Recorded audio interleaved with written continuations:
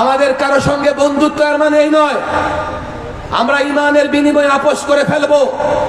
আমাদের কারো প্রতি সহনশীলতা এর মানে এই নয় ইসলামের সীমারেখায় তাকে আঘাত করতে দেব।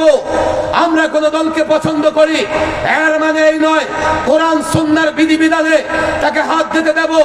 ডক্টর ইউনূস সরকারের তাদের যে ঐক্যমত্য কমিশন সেখানেও ক্লিয়ার বলেছে, সংবিধান সংস্কারের বৈঠকে আমি সেখানেও ক্লিয়ার বলেছি, যদিও আজকে জুলাই সনদে আমরা স্বাক্ষর করেছি গণভোট হবে হোক, আমরা পরিষ্কার বলে দিয়েছি এই 91 বছর ধরে আমরা আমাদের আসাতেজা আকাবেরদের দেখেছি যারা একটা কথা পরিষ্কার বলেছেন আমরাও ঐক্যমত কমিশন সংবিধান সংস্কার কমিশনকে সে কথা স্পষ্ট বলেছি এই সংবিধানে যেখানে যা কিছু থাকুক না কেন কোরআন সুন্নাহর সঙ্গে সাংঘর্ষিক কোনো কিছু আমরা গ্রহণ করতে পারবো না।